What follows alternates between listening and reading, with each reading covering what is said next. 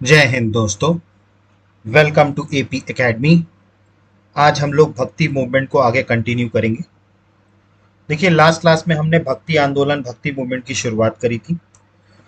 पहले हम 10 मिनट पुरानी क्लास को रिवाइज करेंगे। पिछली क्लास में हमने जो चीज़ें पढ़ी थी और उसके बाद फिर हम आगे उसके कंटिन्यू करेंगे। देखिए, मध्यकालीन भारत में अगर हम बात करें मध्यकाल में, तो भक्ति आंदोलन की शुरुआत साउथ से हुई थी। मैंने आपको बताया था साउथ में दो संप्रदाय के संत रहा करते थे, एक अलवर और एक दूसरे नैनार।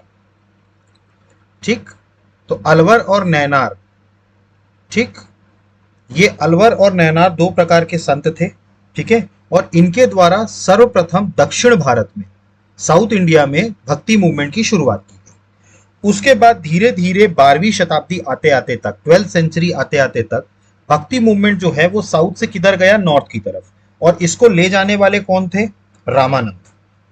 ठीक, इसको ले जाने वाले संत कौन थे? रामानंद, जो साउथ से किधर लेके आए भक्ति आंदोलन को? नॉर्थ में। ठीक, इसके अलावा बात करें तो इस भक्ति आंदोलन में चैतन्य महाप्रभु, नामदेव, तुकाराम, जयदेव जैसे अधिक और लोग इसमें जुड़ते गए। भक्ति आंदोलन का जो उद्देश्य था वो एक तो सबसे पहली बात तो हिंदू रिलीजियन या हिंदू सोसाइटी को के रिचुअल्स को इम्प्रूव करना। ठीक है, मतलब कि उनमें सुधार करना, हिंदू धर्म और समाज में सुधार करना। और दूसरा था हिंदू धर्म और इस्लाम धर्म के बीच में समन्वय स्थापित करना। हिंदू और इस्लाम धर्म के बीच में क्या स्थापित करना? समन्वय स्थापित करना। तो ये दो सबसे प्रमुख उद्देश्य थे भक्ति आंदोलन के। ठीक, उसके बाद फिर हमने भक्ति आंदोलन के कारण पढ़े थे। ठीक, सबसे पहला कारण था भक्ति आंदोलन के प्रमोशन का, वो था सरल धर्म की आकांक्षा, सिंपल रिलीजन। देखिए, इन्होंने क्या किया था, कर्म कांड या ज्ञान मार्ग के माध्यम से मोक्ष पाने के रास्ते को छोड़ करके अगर आप सिर्फ भगवान की भक्ति ही करते हैं तो भी आप मोक्ष के रास्ते पे जा सकते हैं। मतलब इन्होंने एक ऐसा एक तरीके से वो बनाया कि भाई जो आम लोग हैं, ठीक है, देखिए जो आम लोग हैं, ठीक है, वो क्या करते थे, वो उनको कर्म कांड या हम कहें कि ज्ञान मार्ग के माध्यम से मोक्ष प्राप्ति की बात होती थी। लेकिन इन्होंने कहा नहीं, अगर आप दिल से भगवान को याद करते हैं और अगर आप मन से उनकी पूजा करते हैं तब भी आपको मोक्ष मिल सकता है। पहला तो ये था। दूसरा था जो इस्लामिक रूलर्स की एट्रोसिटीज थी। देखिए, उस टाइम पर क्या हो रहा था कि मुसलमान जितने भी जो वो थे शासक, ठीक है, उन्होंने क्या किया था, मंदिर, मूर्तियों और तीर्थ स्थलों को नष्ट करना शुरू कर दिया था, जिसके कारण हिंदुओं की भावनाएं जो थी उनमें बहुत ज्यादा निराशा फैल गई थी। ठीक, तो कहीं ना कहीं उन निराशा को, ठीक है, वापस से पुनर्जागृत करने के लिए, आशावान बनाने के लिए, ठीक है, उनको भक्ति मार्ग के जरिए ईश्वर से जोड़ना शुरू किया। देखिए, उस टाइम पर मुसलमानों का शासन था, तुर्क का थी। ठीक, और तुर्क के जितने भी सुल्तान थे वो कट्टर इस्लामिक सोच के थे। ठीक, और कट्टर इस्लामिक सोच क्या करते थे, वो मंदिरों पर आक्रमण करते थे, क्योंकि इस्लाम धर्म में मूर्ति पूजन जो है वो नहीं होता। ठीक, और मूर्ति पूजन का सबसे बड़ा अभिप्राय हिंदू धर्म में है। ठीक, तो मंदिरों को तोड़ना या और भी एट्रोसिटीज करना, तो उसके कारण लोगों में एक निराशा थी और उस निराशा को आशा में बदलने का काम इन लोगों ने किया भक्ति के जरिए, ईश्वर के साथ जोड़ के। तीसरा था सोशल इनइक्वालिटी, सामाजिक असमानता। देखिए, इसमें क्या था कि अगर हम मध्यकाल की बात करें तो जो जातीय व्यवस्था थी वो बहुत ज्यादा जटिल हो गई थी। अनटचेबिलिटी का भाव था, ऊपर से जो ऊंच नीच का भेदभाव जो था वो बहुत ज्यादा था। ठीक है, मतलब कि अगर हम बात करें कि निम्न वर्ग जो था उसको बहुत ज्यादा तवज्जो नहीं दी जाती थी, या बिल्कुल उसको क्या बना के रखा जाता था, बिल्कुल लोअर का बना के, जिसके कारण जो निम्न वर्ग था, ठीक है, उसके अंदर खासा आक्रोश था उच्च वर्ग के लिए। क्योंकि देखिए, उच्च वर्ग के लोग क्या करते थे, जाति प्रथा बहुत ज्यादा जटिल थी, जिसके कारण होता क्या था कि उच्च वर्ग के लोग जो थे वो बहुत सारी, मतलब जैसे वेद पढ़ने नहीं देते थे, या मतलब मंदिरों में आने नहीं देते थे, या उनको छूते नहीं थे, या उनके साथ बैठ के खाना नहीं खाते थे। तो इसके कारण हुआ क्या कि जो निचला स्तर, निचला तबका था, ठीक है, उसने क्या किया, बहुत ज्यादा, मतलब वो उससे क्या हुआ, बहुत ज्यादा रुष्ट हुआ। ठीक है, तो इन्होंने क्या किया, भक्ति आंदोलन के माध्यम से उन लोगों को अपने साथ मिलाया। भगवान के साथ, क्योंकि इनके ये कभी भी भेदभाव नहीं करते थे। देखिए भक्ति मूवमेंट की सबसे बड़ी जो एक तरीके से कहा जाए अचीवमेंट थी, वो यही थी कि ये भेदभाव नहीं करते थे। मतलब कौन उच्च है कौन नीच है ये किसी को कुछ नहीं, सबको समान समझते थे। ठीक। तो तीसरा कारण था सोशल इनइक्वालिटी। दूसरा था प्रोपोगेशन ऑफ इस्लाम, इस्लाम का प्रचार बहुत ज्यादा हो रहा था। देखिए जब ये जातीय जो उसमें थी, जटिल इतनी ज्यादा थी, जिसके कारण जो निचला तबका था, लोअर क्लास, वो कहीं ना कहीं इस बात को लेके बड़ा आक्रोशित था। और उस टाइम पर जितने भी मुस्लिम शासक थे, उनका सबसे पहला एम तो यही था कि भाई कुछ भी करके हिंदुओं को मुसलमान बनाओ, धर्म परिवर्तन करो। ये उनका प्रमुख आइडियोलॉजी थी। अब ऑब्वियस सी बात है, जब एक वर्ग नाराज होता है तो जाहिर सी बात है, अगर वो अपने धर्म से नाराज है तो कहीं ना कहीं वो दूसरे धर्म की तरफ आशा के रूप में देखता है। और इन लोअर क्लासेस का फायदा मुसलमान शासकों ने बहुत ज्यादा उठाया। उन्होंने उनको एक तरीके से समानता की बात कही, ठीक, कि हमारे यहाँ इस्लाम में सब समान है, कोई अपर कोई लोअर नहीं होता। ठीक। तो इसलिए बहुत सारे लोअर क्लास के लोग जो थे वो इस्लाम धर्म से प्रभावित हुए। ठीक। तो इस प्रभावना को बढ़ता देख करके इसको रोकने के लिए भी भक्ति मूवमेंट की शुरुआत की गई थी, ताकि लोअर क्लास को अपने धर्म के साथ जोड़ा रखा जा सके। ठीक। मतलब कि ठीक है, तो इसीलिए संतों ने निम्न लोगों को, ठीक है, अपने आश्रम में शरण दी, वहां पर उनके साथ उनको भक्ति मूवमेंट का सारी चीजें बताई। ठीक। तो एक तरीके से कहा जाए तो इस्लाम धर्म के प्रचार को रोकने के लिए भी भक्ति मूवमेंट स्टार्ट किया गया था। और पांचवा जो था वो था इस्लाम का प्रभाव, द इफेक्ट ऑफ इस्लाम। देखिए सूफी संतों के साथ आगमन भी हुआ था। देखिए इस्लाम धर्म में इस्लाम के आगमन के साथ साथ सूफी संतों का भी आगमन हुआ। ठीक। और सूफी संतों ने एकेश्वरवाद तथा मानव समानता के सिद्धांत दिए।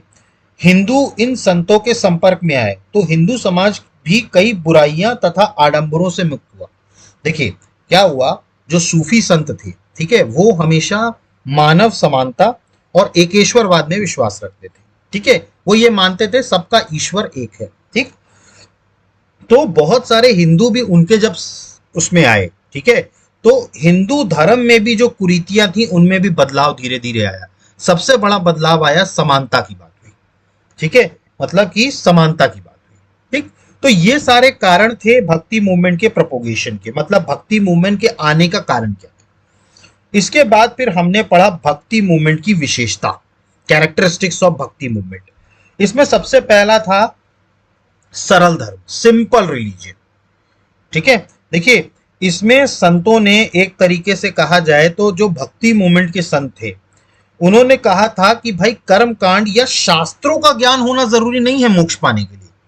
मतलब कि आपको कोई भी, ठीक है, मोक्ष अगर पाना है अपने जीवन में तो उसके लिए ये नहीं है कि आपको कर्म कांड करना है या शास्त्रों का अध्ययन होना चाहिए। इवन आपको पुरोहित वर्ग की भी जरूरत नहीं है। अगर आप सच्चे मन से अपने सिर्फ दिल से अपने भगवान को याद करते हैं तो आपको मोक्ष मिलेगा, इन्होंने ये कहा। मतलब इन्होंने जो वो जटिलता थी ना कि शास्त्रों का ज्ञान होना चाहिए, पुरोहित वर्ग आपको ये सब करा सकता है, इन सारी चीजों से इन्होंने विपरीत हो किया। इन्होंने कहा इनकी कोई जरूरत नहीं है। अगर आप सच्चे मन से भी ईश्वर को याद करते हैं तो आपको भी मोक्ष प्राप्त होगा। जैसे आज की डेट में आप देखिए, हमारे यहाँ हर किसी को अपने धर्म या अपने भगवान के साथ कैसा संबंध रखना है ये उनका व्यक्तिगत है, कि भाई वो अपने व्यक्तिगत विवेक से तय करते हैं कि साहब कोई हाथ जोड़ता है, कोई बैठ करके पूजा करता है, तो सबका अपना अपना है। ठीक। तो इन्होंने कहा कि भाई कोई जरूरी नहीं है कि आपको शास्त्रों का ज्ञान होगा तो ही आप मोक्ष प्राप्त कर सकते हैं। दूसरा जो था आइडल वर्शिप का विरोध। देखिए सूफी संतों की तरह भक्ति मूवमेंट के भी जो संत थे ये भी आइडल वर्शिप, मूर्ति पूजन के खिलाफ थे। इनका मानना यह था कि ईश्वर को सिर्फ एक मूर्ति या मंदिर पर केंद्रित करने की जरूरत नहीं है। ईश्वर कण कण में है, हर जगह ईश्वर है। ये इन्होंने मैसेज दिया। मतलब ऐसा नहीं है कि आप भगवान को सिर्फ मूर्ति में ढूंढ रहे हैं, नहीं, भगवान कण कण में है, हर जगह भगवान है। समझ रहे हैं आप? तो कहीं ना कहीं इनकी ये सोच थोड़ा बहुत इस्लाम से मैच खाती थी, क्योंकि इस्लाम धर्म के लोग भी मूर्ति पूजन को नहीं मानते थे। वो भी मूर्ति पूजन के फेवर में नहीं थे। उनका भी मानना यह था कि ईश्वर जो है वो सब जगह है। ठीक, तो मूर्ति पूजन का विरोध इन्होंने किया। दूसरा, एकेश्वरवाद। ठीक, एकेश्वरवाद। ठीक, देखिए इन्होंने भी एकेश्वरवाद पे यकीन किया।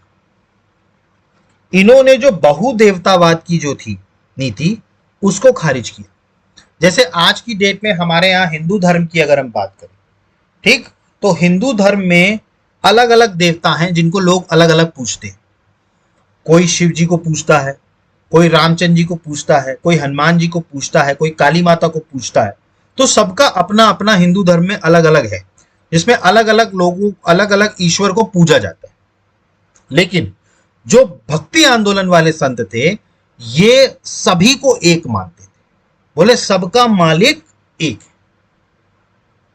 शिव जी भी वही हैं, रामचंद्र जी भी वही हैं, विष्णु जी भी वही हैं, काली माता भी वही है, सब वही हैं। स्वरूप अलग अलग है लेकिन सब एक है। इसी को बोला जाता है एकेश्वरवाद। ठीक, और एकेश्वरवाद की नीति इस्लाम धर्म में भी थी।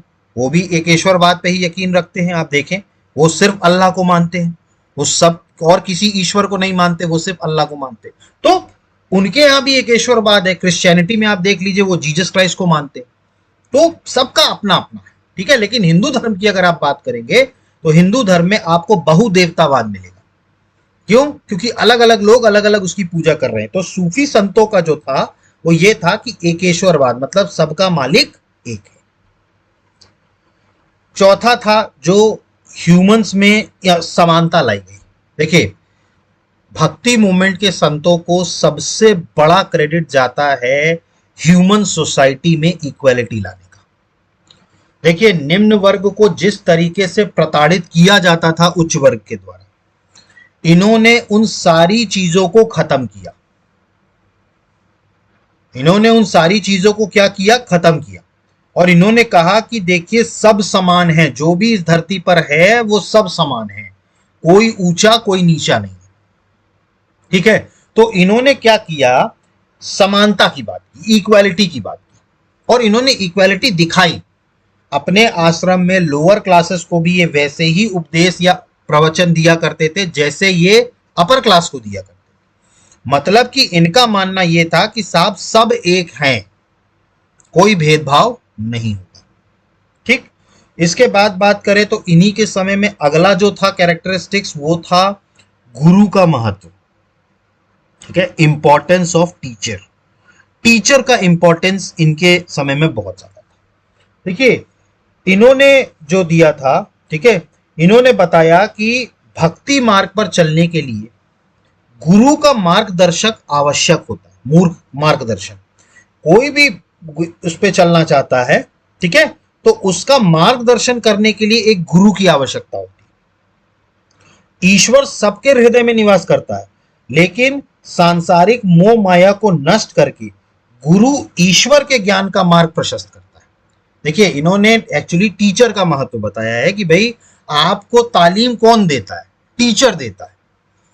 ठीक है, इसीलिए जैसे आप बात करें तो इसमें जो था, मैंने आपको बताया भी था कि कबीर ने, ठीक है, कबीर ने अपने गुरु को गोविंद से ऊपर रखा था।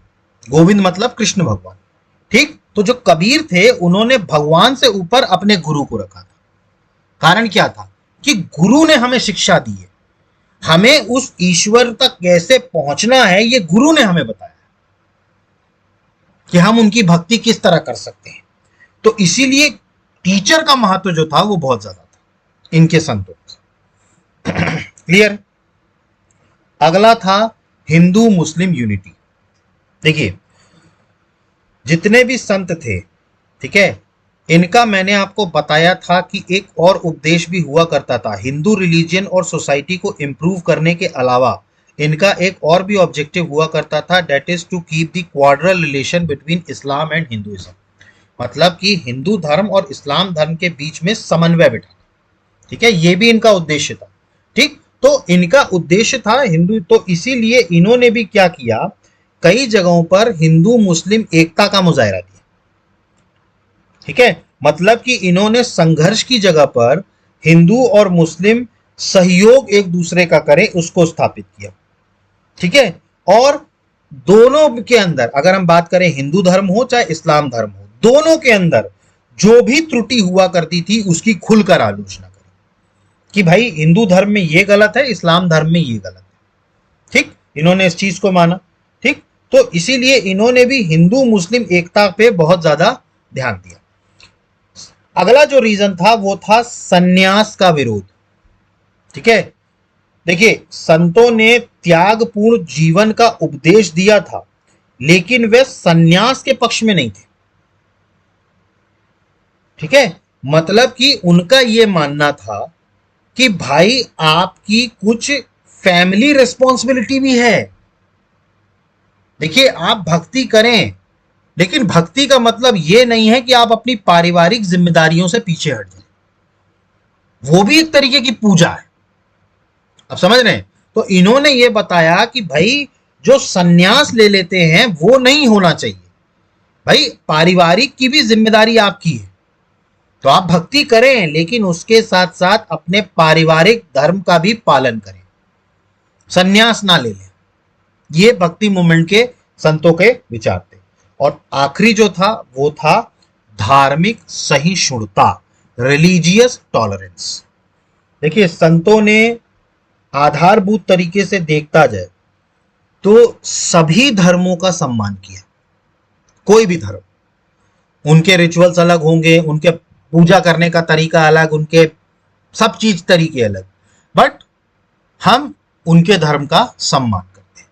इसको बोला जाता है रिलीजियस टॉलरेंस।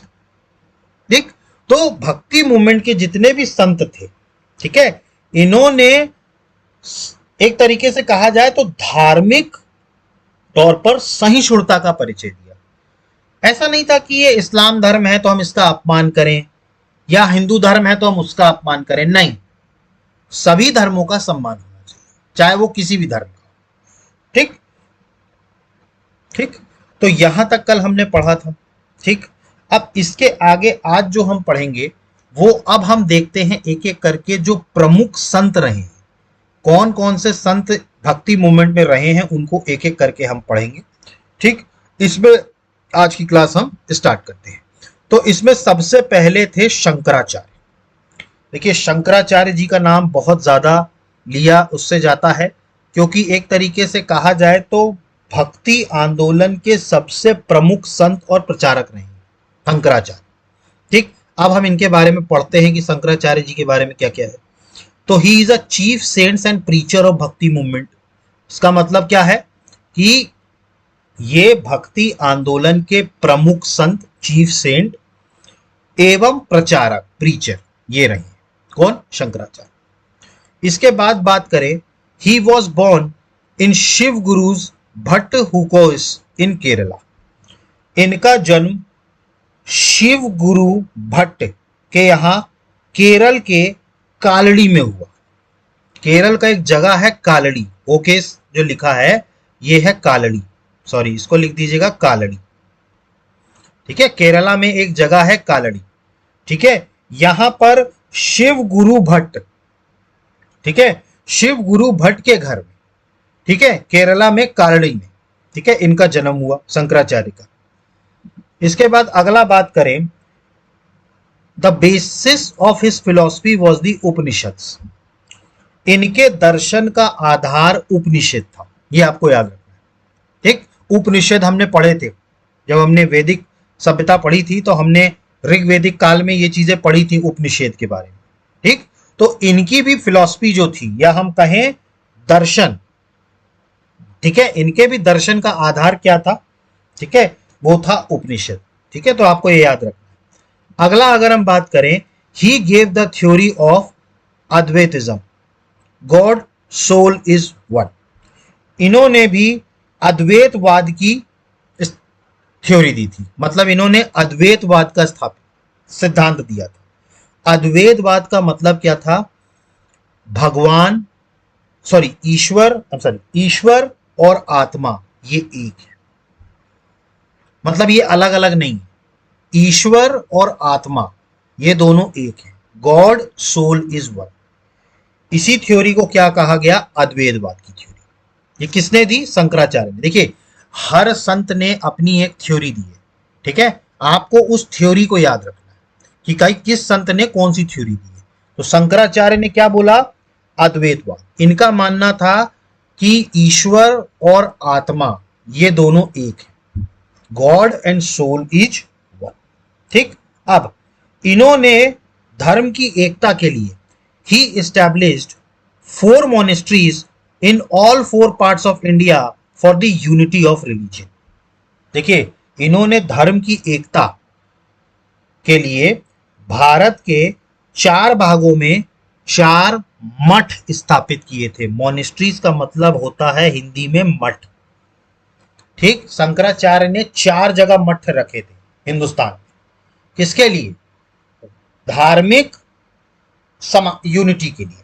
ठीक है, मतलब कि धार्मिक एकता के लिए भारत के 4 भागों में 4 मठ स्थापित किए थे। मठ आपको याद रखने, शंकराचार्य ने कहां कहां मठ स्थापित किए थे, हम जिसको मोनेस्ट्रीज कहते हैं। सबसे पहला अगर हम उत्तर की बात करें, नॉर्थ की, तो नॉर्थ में था ज्योति मठ। कहां है ये? बद्रीनाथ में। और कौन से स्टेट में है? उत्तराखंड में। तो आपको याद रखना है, उत्तर में कौन था? ज्योति मठ। बद्रीनाथ में है उत्तराखंड में। इसके बाद अगर हम साउथ की बात करें तो ये है श्रृंगेरी मठ। ये है कर्नाटका में। आज की डेट में ये कहां है? कर्नाटका में। तो दक्षिण की अगर हम बात करें तो दक्षिण में कहां रखा गया? श्रृंगेरी मठ। कहां है? कर्नाटका में। इसके बाद अगर हम पूर्व की बात करें, ठीक है, ईस्ट की बात करें, तो ईस्ट में रखा गया था गोवर्धन मठ। ठीक। ये कहां रखा गया? जगन्नाथपुरी में। जगन्नाथपुरी कहां है? उड़ीसा में। ठीक। तो आपको याद रखना है, पूर्व में जो मठ रखा गया था वो कहां रखा गया था? गोवर्धन मठ। कहां पे? जगन्नाथपुरी, उड़ीसा में। ठीक। और जो आखिरी रखा गया वेस्ट में, ये रखा गया शारदा मठ। ये कहां रखा गया? द्वारका, गुजरात में। ठीक। तो ये 4 मठ शंकराचार्य जी ने धर्म की एकता के लिए देश के 4 भागों में 4 मठ रखे थे, स्थापित किए थे। उत्तर में बात करेंगे तो ज्योति मठ, जो बद्रीनाथ उत्तराखंड में है। दक्षिण की बात करेंगे श्रृंगेरी मठ, कर्नाटका में। पूर्वी की बात करेंगे गोवर्धन मठ, जगन्नाथपुरी, उड़ीसा। और पश्चिमी की बात करेंगे तो शारदा मठ, द्वारका, गुजरात। ये आपको चारों मठ याद रखने हैं। उत्तर में ज्योति मठ, दक्षिण में श्रृंगेरी मठ, पूर्व में गोवर्धन मठ और पश्चिम में शारदा मठ। ये आपको याद रखना है। ये बहुत इंपॉर्टेंट है। ये वनडे एग्जाम्स में पूछा जा सकता है कि शंकराचार्य जी ने 4 मठ कहां कहां रखे थे। तो उत्तर में ज्योति मठ, बद्रीनाथ, उत्तराखंड। साउथ में श्रृंगेरी मठ, कर्नाटका। ईस्ट में गोवर्धन मठ, जगन्नाथपुरी, उड़ीसा। और वेस्ट में क्या था? शारदा मठ, द्वारका, गुजरात। क्लियर हुआ आप लोगों को ये? ठीक, ये चीज क्लियर हुई? ठीक। तो ये था शंकराचार्य के बारे में। तो इन्होंने कौन सी थ्योरी दी, ये आपको याद रखना है। इन्होंने किसकी थ्योरी दी? अद्वैतवाद की थ्योरी। अद्वैतवाद का मतलब था भगवान, ईश्वर और आत्मा ये एक है। इन्होंने 4 मठ रखे। 4 मठ याद रखिए। नॉर्थ में उत्तराखंड में ज्योति मठ, साउथ में कर्नाटका में श्रृंगेरी मठ, ईस्ट में गोवर्धन मठ उड़ीसा में, और वेस्ट में शारदा मठ गुजरात में। ठीक, याद रखिएगा। ठीक। तो ये थे शंकराचार्य। इसके बाद अगले जो आते हैं, ये आते हैं रामानुजाचार्य। ठीक। अगले जो संत थे वो थे रामानुजाचार्य। रामानुजाचार्य की अगर हम बात करें तो ये एक वैष्णव सेंट थे। ठीक है, ये एक वैष्णव संत थे, प्रसिद्ध वैष्णव, जो विष्णु भगवान को मानते थे। जो किसको मानते थे? विष्णु भगवान को। इनका जन्म तमिलनाडु के पेरम्बदूर में हुआ था। ठीक है, तो आपको याद रखना है, रामानुजाचार्य का जन्म कब हुआ? तमिलनाडु के पेरम्बदूर में हुआ था। ठीक। इनको एक तरीके से साउथ इंडिया में विष्णु का अवतार माना जाता है। He is considered a incarnation of Vishnu in south India. तो इनको क्या माना जाता है? दक्षिण भारत में विष्णु का अवतार। ठीक है, तो आपको ये वनडे एग्जाम के लिए याद रखने की जरूरत है कि दक्षिण भारत में विष्णु के अवतार को क्या, किसको कहा गया? वो कहा गया रामानुजाचार्य। क्लियर? इसके बाद बात करें तो इन्होंने जो थ्योरी दी थी वो दी थी विशिष्ट अद्वैतवाद। ठीक है, इन्होंने जो थ्योरी दी थी वो विशिष्ट अद्वैतवाद का सिद्धांत दिया था। ठीक है, अभी अपन ने देखा था अद्वैतवाद, इन्होंने उसको विशिष्ट बोला था कि विशिष्ट अद्वैतवाद की बात की थी। ठीक, तो उसमें भी ये था कि भगवान, सॉरी, ईश्वर और जो वो है, क्या कहते हैं, आपके ईश्वर जो हैं और दूसरे जो हैं, क्या कहते हैं, अपनी आत्मा, ठीक है, ये एक समान है। ठीक है, अद्वैतवाद में ये बात कही गई थी, अद्वैतवाद में ये बात बोली गई थी। तो अद्वैतवाद जो शंकराचार्य जी ने दिया था, उन्होंने बताया था कि ये जो भगवान ईश्वर हैं और आत्मा ये समान है। ठीक, लेकिन अगर हम विशिष्ट अद्वैतवाद की बात करें जो रामानुजाचार्य जी ने दिया, इन्होंने ब्रह्म ज्ञान दिया। ठीक है, मतलब इन्होंने ये बताया अपने विशिष्ट अद्वैतवाद की थ्योरी में कि ये पूरा संसार जो है ये ब्रह्मा के द्वारा रचाया गया है। तो इन्होंने ब्रह्म ज्ञान दिया, इन्होंने बताया कि ब्रह्म जो है ये सुप्रीम रियलिटी है। ठीक, मतलब कि ये पूरा संसार जो है ये ब्रह्मा के द्वारा रचाया गया है। ठीक, तो ब्रह्म को उन्होंने रचयिता बताया रामानुजाचार्य ने, विशिष्ट अद्वैतवाद में ब्रह्म को उन्होंने रचयिता बताया। ठीक, लेकिन जो शंकराचार्य थे उन्होंने अद्वैतवाद, अच्छा देखिए एक चीज समझिएगा आप, विशिष्ट अद्वैतवाद की थ्योरी जो थी जो रामानुजाचार्य जी ने दी वो शंकराचार्य जी से अलग थी। शंकराचार्य जी ये कहते थे कि भाई ईश्वर और आत्मा सब एक है, मतलब कि वो ये मानते थे कि ये जो पूरा संसार है ये मिथ्या है, पूरा संसार क्या है, मिथ्या है।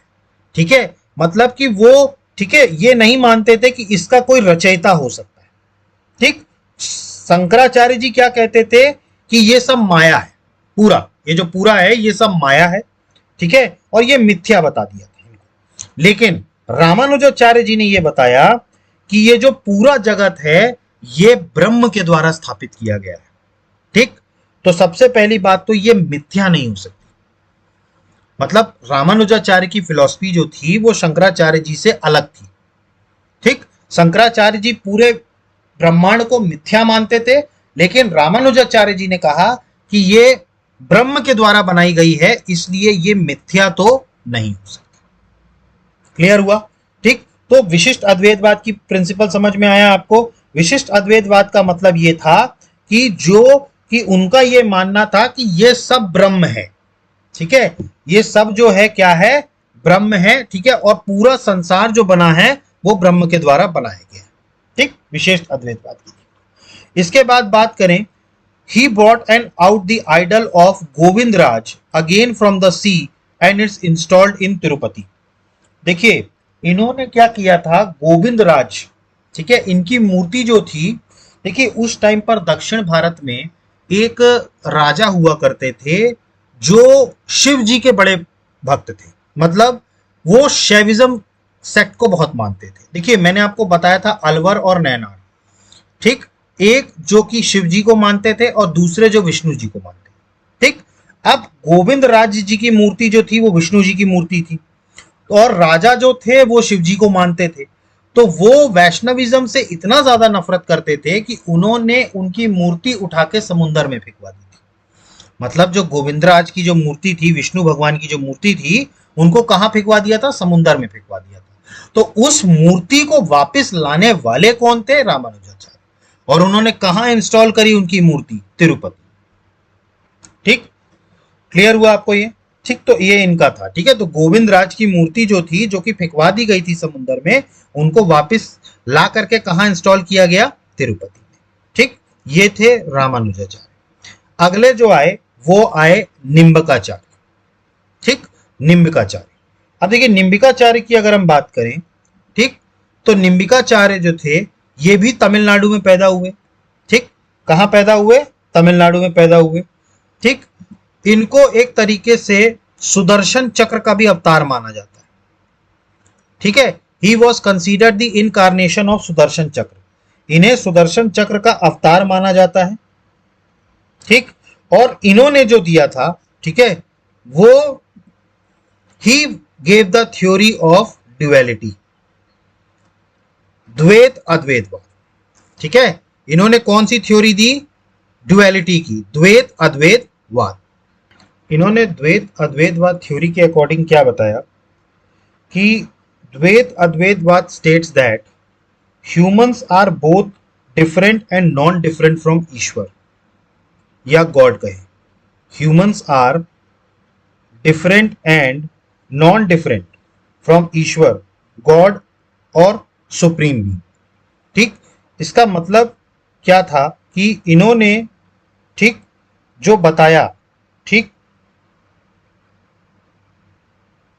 द्वैत वेदवाद में इन्होंने बताया, निम्बिकाचार्य जी ने, कि जो ईश्वर हैं या जीव या जगत के मध्य भेदा भेद सिद्ध करते हुए द्वैत व अद्वैत दोनों की समान रूप से प्रतिष्ठा करना ही निम्बकार दर्शन की प्रमुख विशेषता रही। मतलब कि इनका मानना यह था कि जो ब्रह्म ज्ञान है, ठीक है, या हम बात करें कि जो ब्रह्म ज्ञान है, ठीक है, उसका कारण उन्होंने एकमात्र शास्त्र को माना है, वो है वेद। ठीक है, मतलब निम्बिकाचार्य जी ने, ठीक है, इन्होंने ब्रह्म ज्ञान का कारण एकमात्र शास्त्र को माना है, वो है वेद। ठीक, इन्होंने कहा कि जो भी वेद विपरीत, अगर हम बात करें वेद विपरीत स्मृतियां हैं, वो सारी अमान्य होती है। ठीक, मतलब बेसिकली इन्होंने वेदों को इंपॉर्टेंस दिया। ठीक, इन्होंने कहा कि एकमात्र ग्रंथ ऐसा है, ठीक, जो कि द्वैतवाद, ठीक है, वेदों का। ठीक है, क्लियर हुआ? ठीक, तो इन्होंने जो थ्योरी दी वो थी द्वैतवाद की थ्योरी। ठीक है, देखिए आपको ये सारी थ्योरीज याद रखनी है कि किसने कौन सी थ्योरी दी थी। ठीक, तो निम्बिकाचार्य ने कौन सी थ्योरी दी थी? द्वैत अद्वैतवाद की। ठीक, इसके बाद बात करें तो निम्बिकाचार्य जो थे वो सनाका सेक्ट के थे। ठीक है, तो ये कौन से संप्रदाय के थे? सनाका सेक्ट के थे। ठीक, ठीक, इसके बाद अगला अगर हम बात करें, अगले जो थे वो थे माधवाचार्य। ठीक, माधवाचार्य ने भी द्वैतवाद का सिद्धांत दिया था। द्वैतवाद का मतलब ड्युअलिटी का सिद्धांत। ठीक है, मतलब इन्होंने भी इस बात को कहा था, माधवाचार्य ने भी, ठीक है, ड्युअलिटी का सिद्धांत दिया था। इन्होंने बताया था कि यही जो ब्रह्म, ये जो पूरा संसार है, ठीक है, ये ब्रह्म के द्वारा बनाया गया है और इसमें मनुष्य की भी अपनी भूमिका है। ठीक, तो ये ड्युअलिटी पर विश्वास रखते थे, द्वैतवाद के सिद्धांत पर। ठीक है, तो माधवाचार्य में आपको सिर्फ इतना याद रखना है कि ये द्वैतवाद का इन्होंने सिद्धांत दिया, ड्युअलिटी का। ठीक, अगला अगर हम बात करें, अगले जो थे वो थे वल्लभाचार्य। ठीक, अब हमें वल्लभाचार्य जी के बारे में पढ़ना है। ठीक, वल्लभाचार्य जी की अगर हम बात करें तो ये कहां पैदा हुए थे? Lakshman Bhatt place in Champaran, Chhattisgarh. ठीक, लक्ष्मण भट्ट कौन थे? एक तेलांग ब्राह्मण थे, ठीक है, जो चंपारण छत्तीसगढ़ में रहते थे। ठीक, तो इनका जन्म जो हुआ था वल्लभाचार्य का, ये लक्ष्मण भट्ट जी के यहां हुआ था, जो तेलंग ब्राह्मण थे। ठीक है, कौन से ब्राह्मण थे? तेलांग ब्राह्मण थे। ठीक है, और इनका जो जन्म हुआ था वो चंपारण छत्तीसगढ़ में हुआ था। ठीक, अगला बात करें, इन्होंने जो थ्योरी दी थी वो दी थी प्योर ड्युअलिज्म की। ठीक है, अभी जो हमने ड्युअलिटी की बात की थी, जो, ठीक है, जो माधवाचार्य जी ने द्वैतवाद का सिद्धांत दिया था, इन्होंने शुद्ध द्वैतवाद का सिद्धांत दिया, प्योर ड्युअलिज्म का सिद्धांत दिया। ठीक है, वल्लभाचार्य ने। तो आपको याद रखना है, माधवाचार्य ने द्वैतवाद का सिद्धांत, ड्युअलिज्म का सिद्धांत दिया, और वल्लभाचार्य ने प्योर ड्युअलिज्म का। इसके बाद बात करें तो the followers of Vallabhacharya was called Ashtachhap. ठीक है, in which Surdas was the chief. मतलब कि वल्लभाचार्य के जितने भी अनुयायी हुआ करते थे उनको अष्टछाप कहलाते थे, जिनमें सूरदास प्रमुख थे। मतलब इनके जो फॉलोअर्स थे उनमें सूरदास जो थे वो प्रमुख थे, और इनको क्या बोला जाता था? इनके फॉलोअर्स को अष्टचप। ठीक, इसके बाद अगला बात करें तो पुष्टि मार्ग दर्शन वॉज स्टार्टेड बाय वल्लभाचार्य। ये पॉइंट बहुत इंपॉर्टेंट है, आपको याद रखना है। देखिए, आपको इन आचार्यों की एक तो थ्योरी याद रखनी है, ठीक है, किसने कौन सी थ्योरी दी थी, और दूसरा आपको ये याद रखना है कि पुष्टि मार्गदर्शन जो है ये किसने स्टार्ट किया था। तो पुष्टि मार्गदर्शन जो था ये वल्लभाचार्य ने प्रारंभ किया था, वो स्टार्टेड बाय वल्लभाचार्य। क्लियर हुआ? ठीक, तो आपको वल्लभाचार्य के बारे में समझ में आया। प्योर ड्यूलिज्म की बात इन्होंने की थी, ठीक है, मतलब शुद्ध द्वैतवाद, द्वैतवाद, ठीक है। माधवाचार्य ने तो सिर्फ द्वैतवाद दिया था, इन्होंने शुद्ध द्वैतवाद की। अगला बात करें, अगला जो थे वो थे रामानंद। ठीक, अगले कौन थे? रामानंद। ये वही हैं जो दक्षिण भारत से उत्तर भारत में क्या लेकर के गए थे? भक्ति आंदोलन को। ठीक, तो रामानंद की बात करें तो रामानंद जो थे ये इलाहाबाद में पैदा हुए थे। He was born in Allahabad. ठीक, इसके बाद बात करें, मैंने आपको बताया था he was called the bridge between the भक्ति movement of south and north India. मैंने आपको बताया था सबसे पहले भक्ति आंदोलन की शुरुआत दक्षिण भारत से हुई थी। आपने इससे पहले जितने भी आचार्य पढ़े सब तमिलनाडु कहीं दक्षिण में ही पैदा हुए थे। रामानंद जी जो थे ये एक ब्रिज के रूप में काम किए और इन्होंने साउथ इंडिया से भक्ति मूवमेंट को कहां लेकर के गए? नॉर्थ इंडिया में। ठीक, नॉर्थ इंडिया में लेके गए। अगला अगर हम बात करें, he strongly criticise casteism and made disciples of all caste in which Dhanna Jat, Sena barber, Raidas tanner, Kabir weaver, Pipa Rajput were prominent. देखिए, ये जातिवाद की घोर निंदा करते थे रामानंद जी। रामानंद जी के बारे में आपको याद रखना है कि ये जातिवाद को लेकर के बहुत ज्यादा मतलब उसका विरोध करते थे। इसीलिए इन्होंने अपने शिष्यों में सभी जाति के लोगों को अपना शिष्य बनाया।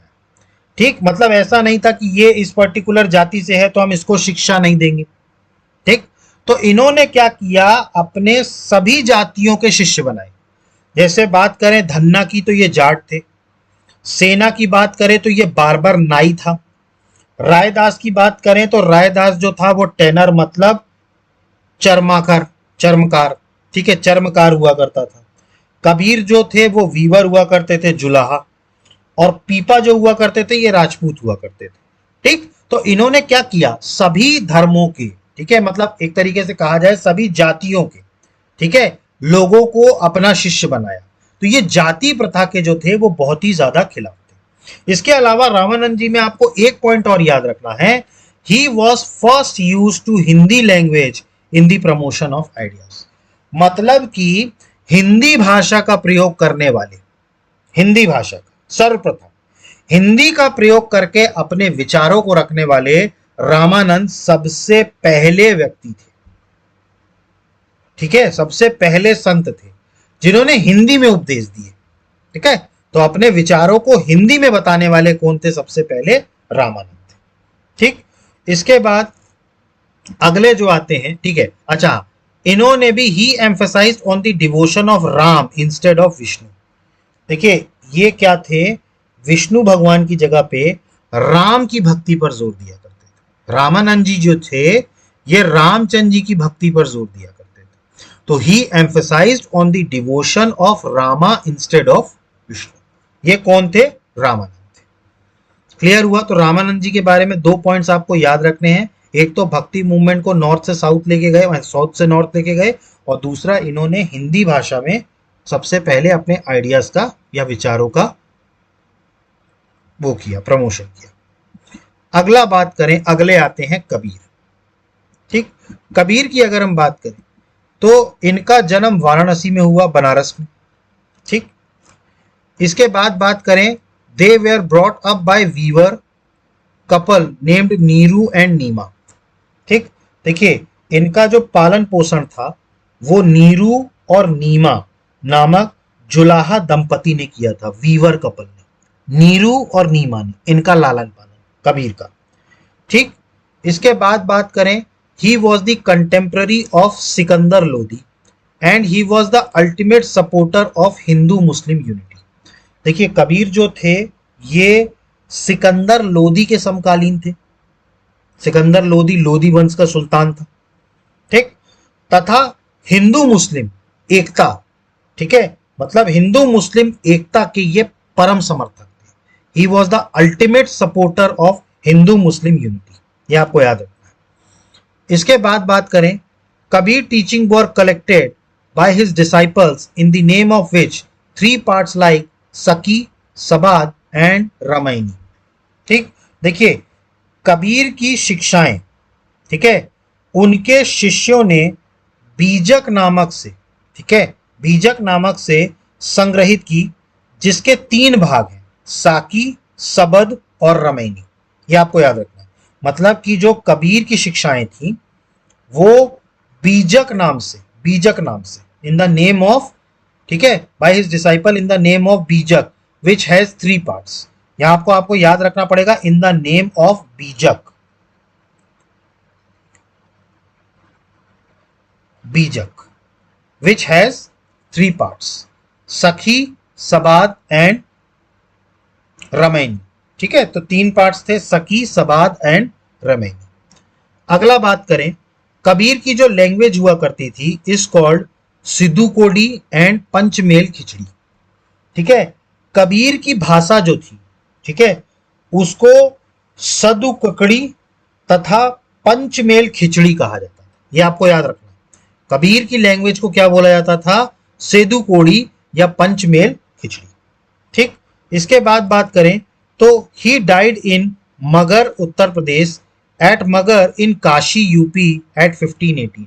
देखिए, कबीर की जो डेथ हुई वो मगर यूपी में हुई, ठीक है। मगर कहाँ है? काशी यूपी में, ईयर 1518 में, ठीक है। इसके बाद बात करें, the dialogues between Kabir and Dharmdas were compiled under the name, ठीक। देखिए, कबीर और धर्मदास, ठीक है, इन दोनों के जो संवाद थे, ठीक है, उनको किस नाम से रखा गया? ठीक, ये आपको नाम याद रखना है, अमर मूल। ये आपको याद रखना है, अमर मूल। यहां नाम नहीं लिख पाया मैं, इसको आप नोट कर लीजिएगा, अमर मूल। मतलब कि कबीर और धर्मदास, इन दोनों के बीच में जो संवाद हुआ था, ठीक है, उसको कंपाइल किस नाम से किया गया? अमर मूल, ठीक है। तो अमर मूल नाम से इसको कंपाइल किया गया, ठीक। तो ये था कबीर के बारे में, ठीक है। 2-3 पॉइंट्स आपको याद रखने हैं। सिकंदर लोदी के कंटेम्प्रेरी थे, ये याद रखिएगा। इसके अलावा इनकी लैंग्वेज को सिद्धू कोड़ी या पंचमेल खिचड़ी भी कहा जाता था, ठीक है। और इनके बीच जो डायलॉग हुए थे उसको कंपाइल किसमें किया गया था? अमर मूल, अमर मूल, ठीक। अगला बात करें, अगले जो संत थे वो थे रायदास, ठीक है, रायदास। इनके बारे में जो है, ठीक है, वो ये है, he used to work as a cobbler in Banaras.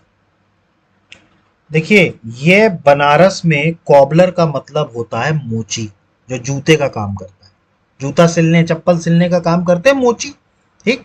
तो he used to work as a cobbler in Banaras. तो ये मोची थे रायदास, ठीक है, ये मोची का काम करते थे, कहां? बनारस में, ठीक है। इन्होंने रामदासी संप्रदाय की स्थापना करी। ही एस्टैब्लिश्ड रामदासी सेक्ट। मतलब रायदास ने कौन सी संप्रदाय की शुरुआत की थी? रामदासी संप्रदाय, रामदासी सेक्ट, ठीक है, ये याद रखना है। और इन्हीं की शिष्या जो थी वो मीराबाई थी, ठीक है। तो मीराबाई जो थी वो इन्हीं की शिष्या थी, किसकी? रायदास की। तो रायदास के बारे में आपको 3 पॉइंट याद रखने हैं। एक तो ये मोची का काम करते थे बनारस में, दूसरा रामदासी संप्रदाय का स्थापक यही थे रायदास, और मीराबाई जो थी वो इनकी शिष्या थी। मीराबाई जो थी वो क्या थी? इनकी शिष्या थी, ठीक है। तो रायदास के बारे में आपको इतना ही याद। अगले जो संत आते हैं वो हैं गुरु नानक। गुरु नानक, गुरु नानक जी के बारे में अगर हम बात करें तो he was the priest Guru of Sikh religion. देखिए, ये एक तरीके से कहा जाए, गुरु नानक जी ये प्रीस्ट गुरु, मतलब एक तरीके से कहा जाए तो गुरु हैं, ठीक है, किसके? सिख धर्म के। तो he was the priest Guru of Sikh religion, ठीक है। अगला अगर हम बात करें his teaching was compiled in Guru Granth Sahib. ठीक है, देखिए इनकी जितने भी शिक्षा थी गुरु नानक जी की, इनके जितने भी उपदेश थे, वो जो सिख धर्म का आदि ग्रंथ है गुरु ग्रंथ साहिब। देखिए सिख धर्म का सबसे बड़ा आदि ग्रंथ जो है या रिलीजियस टेक्स्ट है वो है गुरु ग्रंथ साहिब। और गुरु नानक जी ने जो भी शिक्षाएं दी थी, क्योंकि गुरु नानक जी इनके एक तरीके से कहा जाए तो भगवान माने जाते हैं। सिख धर्म में आप देखेंगे तो सिख धर्म में जो पूजा की जाती है वो गुरु नानक जी की जाती है। ठीक है, तो इनके प्रीस्ट गुरु होने के साथ साथ उन्होंने जो भी अपनी शिक्षाएं दी या जो भी अपने सिद्धांत दिए उसको कहां कंपाइल किया गया? गुरु ग्रंथ साहिब में। ठीक है, और इनका जन्म कब हुआ था? 1469 में तालवंडी पीओके में। ठीक है, इनका जन्म कहां हुआ था? तालवंडी पीओके में। ठीक है, और इन्होंने क्या किया? गुरु ग्रंथ साहिब में इनकी टीचिंग्स कंपाइल्ड हुई थी। ठीक है, और इन्होंने एक किताब भी लिखी थी। ठीक है, ही कंपोज्ड अ किताब बुक नेम्ड जपजी। ठीक है, तो इन्होंने जपजी नामक ग्रंथ की रचना भी की थी, ये आपको याद रखना है। गुरु नानक जी के बारे में जपजी नामक ग्रंथ की रचना की। ये प्रीस्ट गुरु रहे हैं सिख रिलीजियन के। इनकी जितनी भी टीचिंग्स रही हैं वो किसमें कंपाइल की गई? गुरु ग्रंथ साहिब। ठीक है, तो ये थे गुरु नानक देव। अगले जो आते हैं वो आते हैं चैतन्य महाप्रभु। ठीक है, अगले जो आते हैं वो आते हैं चैतन्य महाप्रभु। देखिए चैतन्य महाप्रभु की अगर हम बात करें तो इनका जन्म जो हुआ था वो वेस्ट बंगाल के नादिया डिस्ट्रिक्ट में हुआ था। ठीक है, तो आपको याद रखना है नादिया डिस्ट्रिक्ट में चैतन्य महाप्रभु का जन्म हुआ। इन्होंने बंगाल में भक्ति आंदोलन को खूब प्रमोट किया। ठीक है, तो बंगाल में भक्ति आंदोलन को प्रमोट करने वाले कौन थे? चैतन्य महाप्रभु। आपको याद रखना है, who is the promoter of भक्ति movement in Bengal? That is Chaitanya Mahaprabhu. इसके बाद बात करें तो Chaitanya Mahaprabhu founded and also gave birth to sankirtan pratha. देखिए चैतन्य महाप्रभु ने संकीर्तन प्रथा को जन्म दिया था। संकीर्तन प्रथा। ठीक है, चैतन्य महाप्रभु ने, ठीक है, एक तो सबसे पहली बात तो चैतन्य महाप्रभु ने, ठीक है, संकीर्तन प्रथा को जन्म दिया। इसके अलावा इन्होंने गोसाई संघ को भी जन्म दिया था। ठीक है, गोसाई यूनियन को भी जन्म दिया था। ठीक, इसके बाद अगला बात करें, he gave the principle of अचित बेढ़ा भेदवाद। ठीक है, अचित भेड़ा भेदवाद। ठीक है, तो मतलब इन्होंने क्या दिया था? अचित भेदवाद का सिद्धांत दिया था, भेदवाद का। ठीक है, अचित भेदवाद का। तो आपको याद रखना है चैतन्य महाप्रभु ने अचित भेदवाद का सिद्धांत दिया था। अगला बात करें, followers of Chaitanya Mahaprabhu considered as incarnation of Vishnu and worship him by the name of Gaurang Mahaprabhu. ठीक, देखिए जितने भी चैतन्य महाप्रभु के अनुयायी थे, ठीक है, वो इनको विष्णु का अवतार मानते थे। मतलब जितने इनके फॉलोअर्स थे चैतन्य महाप्रभु के, वो इनको विष्णु का अवतार मानते थे और इनकी जो वो पूजा किया करते थे वो गौरंग महाप्रभु के नाम पे किया करते थे। ठीक, तो आपको याद रखना है गौरंग महाप्रभु के नाम पर इनकी पूजा की जाती थी और इनके फॉलोअर्स जो थे इनको विष्णु जी का अवतार मानते थे। ठीक है, तो चैतन्य महाप्रभु के बारे में आपको ये याद रखना है। ठीक, सबसे पहली बात तो वेस्ट बंगाल या बंगाल क्षेत्र में भक्ति मूवमेंट को प्रमोट इन्होंने किया। इन्होंने संकीर्तन प्रथा की शुरुआत करी। ठीक है, इसके अलावा इन्होंने गोसाई संघ की भी स्थापना करी थी। ठीक, इन्होंने कौन सा सिद्धांत दिया? अचित भेदवाद। अचित भेदवाद। और इनके जो अनुयायी थे चैतन्य महाप्रभु के, वो इनको विष्णु भगवान का अवतार मानते थे और इनकी किस नाम से पूजा किया करते थे? गौरंग महाप्रभु। ठीक, तो आपको याद रखना है गौरंग महाप्रभु। ठीक, ये थे चैतन्य महाप्रभु। ठीक, अगला बात करें तो अगले हैं दादू दयाल। ठीक है, दादू दयाल। ठीक, इनके बारे में आपको याद रखना है, he was the disciple of Kabir. ये कबीर के शिष्य थे। ठीक है, ही इस्टेब्लिश दी ब्रह्म संप्रदाय। मतलब दादू दयाल जो हैं ये कबीर के शिष्य थे और इन्होंने ही ब्रह्म संप्रदाय की स्थापना की थी। तो आपको याद रखना है ब्रह्म संप्रदाय की स्थापना करने वाले कौन थे? दादू दयाल। देखिए मैं जो इंपॉर्टेंट पॉइंट्स बता रहा हूं ना, वनडे एग्जाम में सिर्फ यही पूछे जाते हैं। ब्रह्म संप्रदाय की स्थापना किसने करी? दादू दयाल। ठीक। अगला अगर हम बात करें, he started a movement called Nipak. ठीक है, देखिए इन्होंने निपक नामक आंदोलन प्रारंभ किया था, दादू दयाल ने। ठीक है, दादू दयाल ने कौन सा आंदोलन प्रारंभ किया था? निपक नाम से। ठीक। अगला अगर हम बात करें, Akbar was impressed by him and called him Fatehpur Sikri. देखिए दादू दयाल जो थे वो अकबर के समकालीन थे और इनकी जो प्रीचिंग्स थी उनसे अकबर बहुत ज्यादा प्रभावित हुए थे, तो इनको भी फतेहपुर सीकरी बुलाया था। देखिए याद रखिएगा, अकबर के द्वारा किस भक्ति मूवमेंट के संत को फतेहपुर सीकरी बुलवाया गया था? दादू दयाल को। ठीक।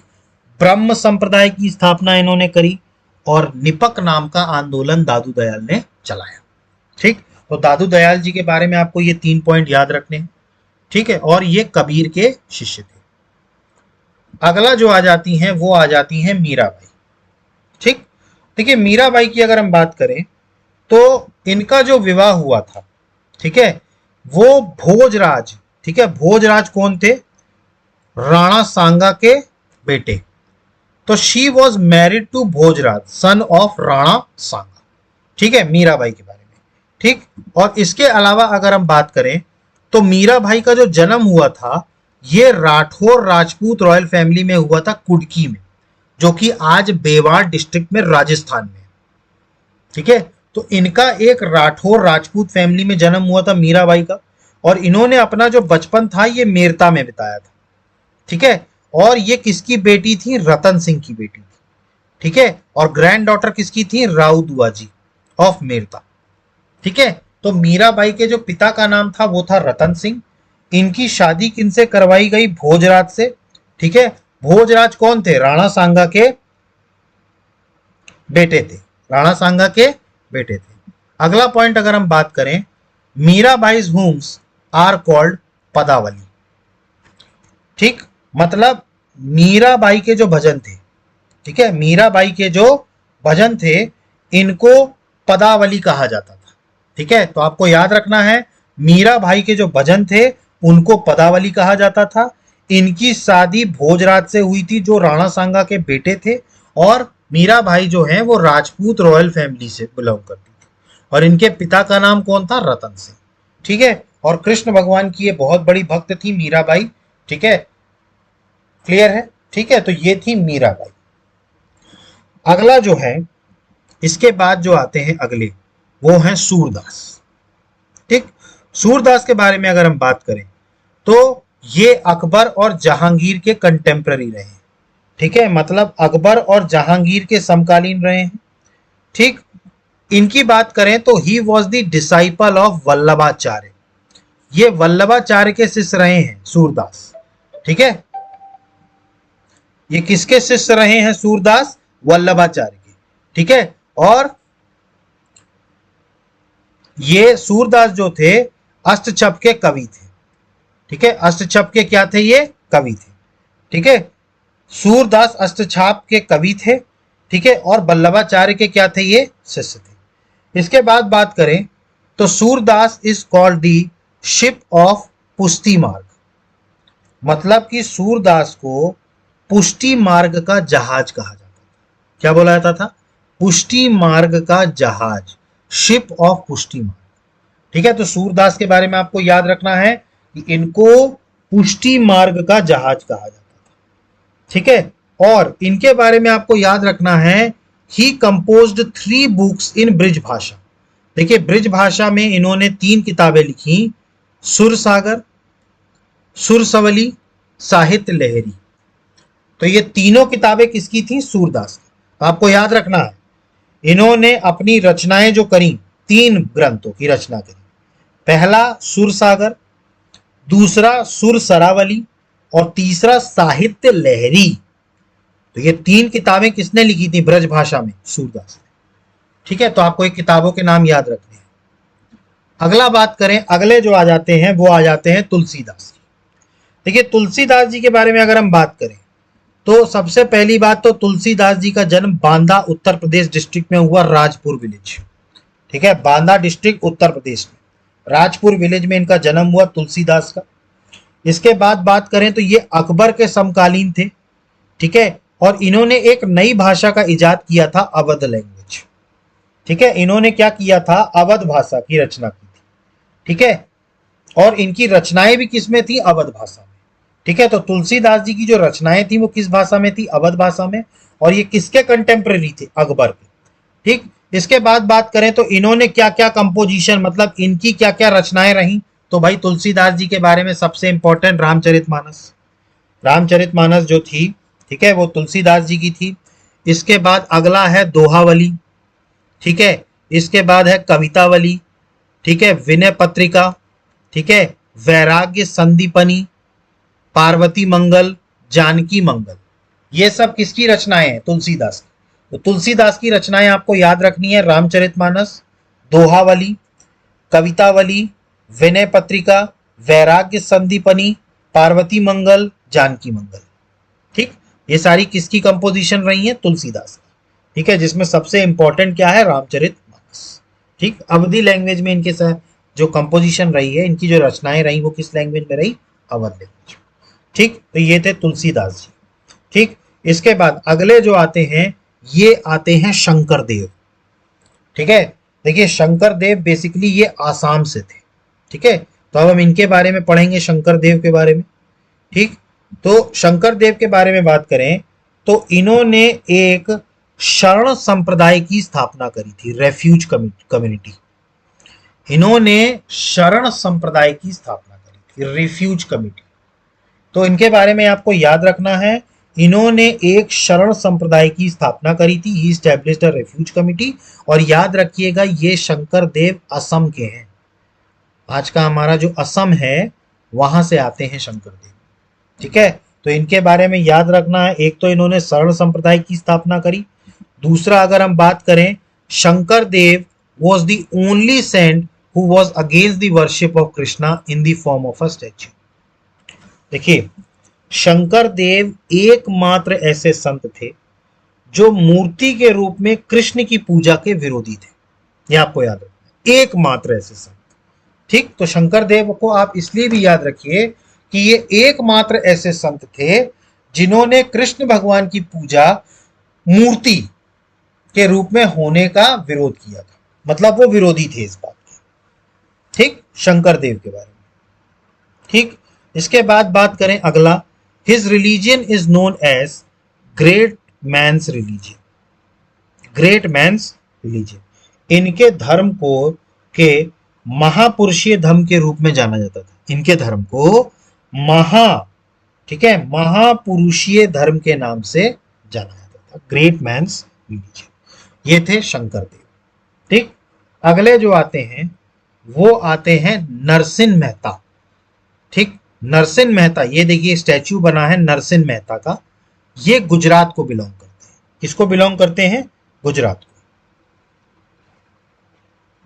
ठीक, इनके बारे में आपको सिर्फ और सिर्फ एक इंपॉर्टेंट बात याद रखनी है कि महात्मा गांधी के, सबसे पहली बात तो नरसिंह मेहता के बारे में एक पॉइंट आप पढ़ लीजिए, इनको नरसिंह भगत बोला जाता था।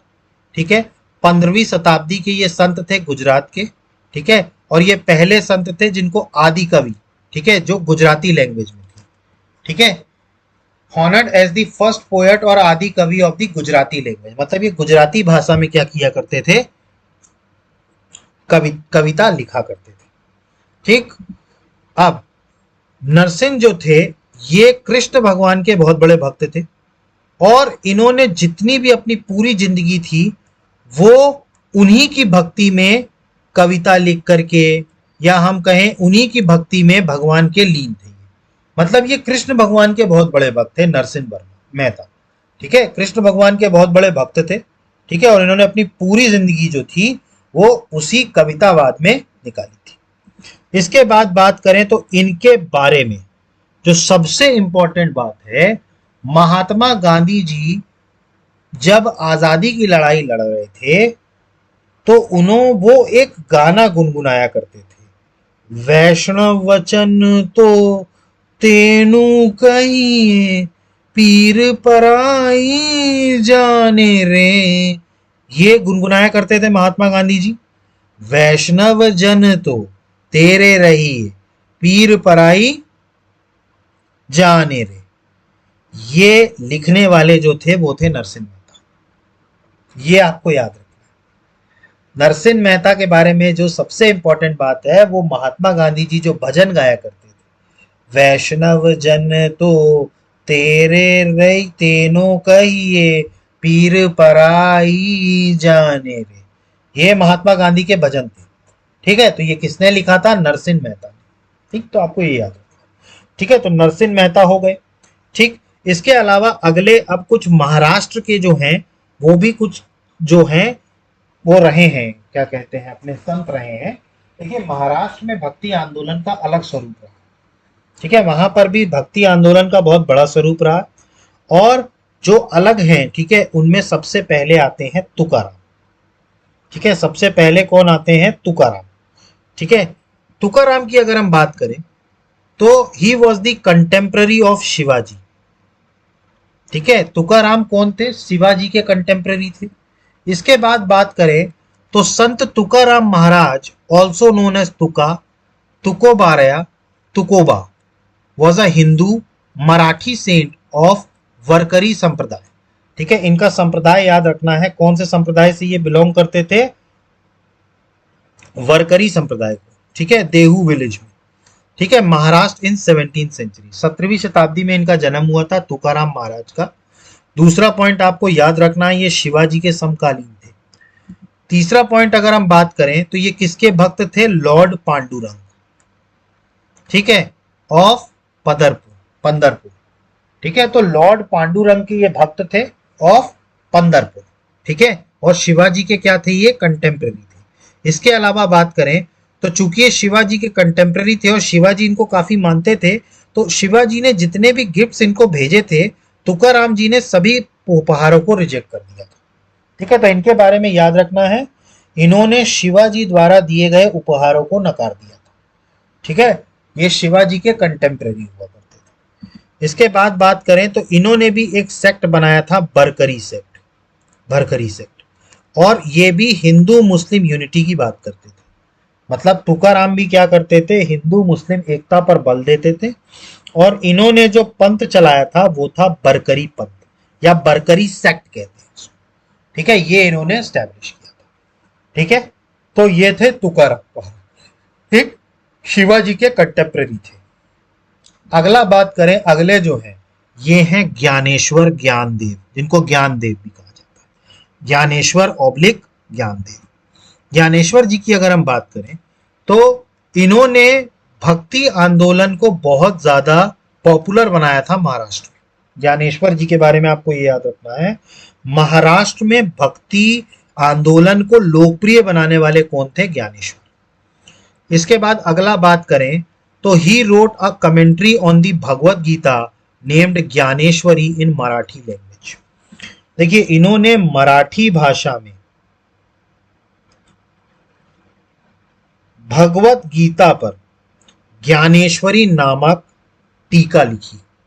ठीक है, तो ज्ञानेश्वरी नामक टीका या कमेंट्री कहें, ये मराठी लैंग्वेज में भगवत गीता की, ये किसने लिखी? ज्ञानेश्वर। ठीक है, कमेंट्री। इसके बाद बात करें तो he founded the mystic society sect, मतलब इन्होंने रहस्यवादी संप्रदाय की स्थापना करी। ज्ञानेश्वर जी ने किसकी स्थापना करी? रहस्यवादी संप्रदाय की स्थापना करी। ठीक, ये थे ज्ञानेश्वर जी। अगले जो हैं वो हैं नामदेव। ठीक है, देखिए काफी सारे संत हो गए हैं, लेकिन सब में दो दो चार चार लाइन आपको याद रखनी है। ठीक है, क्योंकि डायरेक्ट क्वेश्चन इसमें से पूछा जाता है। ठीक, अब अगले जो हैं वो हैं नामदेव। नामदेव की अगर हम बात करें, ठीक, तो he was born in a tailor's family. Initially he was a dacoit, he was a डकैत, डेकॉइट। नामदेव जी का एक तरीके से कहा जाए तो इनका जन्म एक दर्जी परिवार में हुआ था। मतलब इनके जो परिवार के लोग हैं वो दर्जी का काम करते थे, कपड़े सिलने का। और इनिशियल लेवल पर देखा जाए तो ये डाकू थे नामदेव। ये आपको याद रखना है कि भक्ति मूवमेंट के जो ये संत हैं, ठीक है, नामदेव, ये क्या हुआ करते थे, एक समय में डकैत हुआ करते। अगला बात करें, he was related to Varkari sect. ठीक है, मतलब कि ये जो भरकरी संप्रदाय है, ठीक है, भरकरी संप्रदाय से संबंधित थे। ठीक है, किससे संबंधित थे, भरकरी संप्रदाय से संबंधित थे। ठीक है, अगला अगर हम बात करें, he had said that one stone is worshipped, the other is trampled under foot, if one is God then another is also God. देखिए, नामदेव जी ने एक दिया कि एक पत्थर की पूजा होती है और दूसरे को पैर तले रौंदा जाता है। मतलब देखिए, उन्होंने ये बताया कि जैसे एक पत्थर है, ठीक है, मूर्ति जो है वो पत्थर से बनती है, हम उसमें भगवान को खोजते हैं, लेकिन वही पत्थर कई बार हम जमीन से रेंगते हुए उस पत्थर को निकल जाते हैं। तो उनका यह मानना था कि यदि एक भगवान है तो दूसरा भी भगवान होना चाहिए, क्योंकि दोनों पत्थर के हैं। भाई, अगर आप एक पत्थर को पूज रहे हो और दूसरे पत्थर को लात मार रहे हो, ये कैसे हो सकता है? तो भाई, या तो अगर एक पत्थर भगवान है तो दूसरा पत्थर भी भगवान होना चाहिए। ये तो नामदेव जी ने ये बात कही थी। ठीक है, तो नामदेव जी के बारे में याद रखना है, और इनके बारे में विशेष तौर पर ये आपको याद रखना है, ये डकैत थे। क्या थे? डकैत। अगला बात करें, अगले थे एकनाथ। ठीक है, मैं आपको ये जो बता रहा हूं, ये सारे के सारे महाराष्ट्र को बिलोंग करते थे। चाहे वो नामदेव हो, चाहे ज्ञानेश्वर हो, चाहे तुकाराम हो, चाहे एकनाथ। ठीक, अगला एकनाथ के बारे में अगर हम बात करें तो एकनाथ एक इंडियन हिंदू सेंट थे, फिलोसफर और पोएट। ठीक है, तो एकनाथ की अगर हम बात करें, ठीक है, तो ये एक हिंदू संत थे, ये एक फिलोसफर भी थे और कवि भी थे। ठीक है, इसके बाद अगला बात करें तो he was the devotee of Hindu देती विट्ठल। ये हिंदू के एक देवता विट्ठल जी को बहुत मानते थे। और वर्करी एक मूवमेंट हुआ था, ठीक है, आंदोलन हुआ था, इसमें इन्होंने बहुत महत्वपूर्ण भूमिका निभाई थी। ठीक है, एकनाथ ने। ठीक, और इसके बारे में अगर हम बात करें एकनाथ की, तो ये एक स्पिरिचुअल सक्सेसर भी माने जाते हैं ज्ञानेश्वर और नामदेव के। ठीक है, अभी हमने जो ज्ञानेश्वर और नामदेव जी के बारे में पढ़ा, उनके एक तरीके से कहा जाए तो ये स्पिरिचुअल सक्सेसर भी माने जाते हैं। कौन? एकनाथ, ज्ञानेश्वर के और नामदेव के। अगला अगर हम बात करें तो इन्होंने भावार्थ रामायण की रचना की थी मराठी लैंग्वेज में। ठीक, तो आपको याद रखना है, मराठी भाषा में भावार्थ रामायण, ठीक, भावार्थ रामायण की रचना किसने करी? एकनाथ। ठीक है, तो एकनाथ के बारे में आपको ये याद रखना है। अगला अगर हम बात करें, आखिरी जो थे, ठीक है, सॉरी, ठीक है, तो यहां पर आकर के सारे संत खत्म होते हैं। ये सारे संत जो थे, इनकी टीचिंग्स को आपको याद रखना है। किसने कौन सा प्रिंसिपल दिया, आपको मेनली ये याद रखना है। ठीक है, जैसे शंकराचार्य की बात करें तो शंकराचार्य ने अद्वैतवाद का दिया। रामानुजाचार्य की बात करें तो रामानुजाचार्य ने विशिष्ट अद्वैतवाद का दिया। फिर निम्बिकाचार्य की बात करें तो निम्बिकाचार्य ने द्वैतवाद का दिया। माधवाचार्य ने द्वैतवाद का दिया। वल्लभाचार्य ने शुद्ध द्वैतवाद का दिया। ठीक है, तो ऐसे अलग अलग संतों ने अलग अलग शिक्षाएं दी हैं। ठीक है, तो आपको ये चीजें याद रखनी। ठीक, अब हम देख लेते हैं कि समाज में भक्ति आंदोलन का क्या प्रभाव पड़ा। तो what is the contribution of भक्ति मूवमेंट इन इंडियन सोसाइटी। ठीक है, तो इंडियन सोसाइटी में, ठीक है, भक्ति संप्रदाय का क्या रोल रहा। ठीक है, तो योगदान में बात करें तो सबसे पहला, cultural unity was established in the whole country. देखिए, द भक्ति movement provided cultural unity over a wide area from north to south, east to west. Bhakti reverberated from North India to Karnataka and Tamil Nadu in the south, and from Gujarat in the west to Bengal and Assam in the east. देखिए, संपूर्ण देश में सांस्कृतिक एकता स्थापित हुई, cultural unity. भक्ति आंदोलन ने उत्तर से लेकर दक्षिण तथा पूरब से लेकर पश्चिम एक विस्तृत क्षेत्र में सांप्रदायिक एकता प्रदान की, कल्चरल यूनिटी वॉज प्रोवाइडेड। कहां से? नॉर्थ से साउथ, ईस्ट से वेस्ट, कल्चरल यूनिटी। ठीक है। भक्ति की गूंज उत्तर भारत से लेकर के दक्षिण भारत में कर्नाटक एवं तमिलनाडु तथा पश्चिम में गुजरात से पूर्व में बंगाल या असम तक सुनाई दी। मतलब कि जो भक्ति था, ठीक है, मैंने आपको बताया था भक्ति की गूंज सब दिशा में फैली थी। ठीक है। तो नॉर्थ से साउथ हो या वेस्ट से ईस्ट हो, हर जगह भक्ति आंदोलन की फैली थी। क्लियर? तो पहला कंट्रीब्यूशन तो ये हुआ, कल्चरल यूनिटी। अगला अगर हम बात करें, establishment of simple social organization. Nirgun bhakti completely rejected the Varna division. Although Sagun Bhakti composed with the Varna system, yet it reduced the rigidity of Varna system. देखिए, इन्होंने एक सरल सामाजिक संगठन की स्थापना करी। इन्होंने बताया निर्गुण भक्ति के, ठीक है, इन्होंने वर्ण विभाजन को अस्वीकार कर दिया था। देखिए मैंने आपको बताया था ये लोग सबको समान समझते थे, जितने भी संत थे ये सबको समान समझते थे, लोअर क्लास को भी। तो इन्होंने वर्ण व्यवस्था को तो पूरी तरीके से रिजेक्ट कर दिया था, निर्गुण भक्ति। ठीक है। हालांकि सगुण भक्ति की अगर हम बात करें तो इन्होंने तो कॉम्प्रोमाइज किया वर्ण व्यवस्था के साथ, लेकिन फिर भी उनकी जो रिजिडिटी थी उसको इन्होंने रिड्यूस किया। मतलब जो बहुत ज्यादा कड़क था वर्ण व्यवस्था, उसको क्या किया? कम किया। ठीक। तो एक तरीके से एकता का भाव लेकर के आए।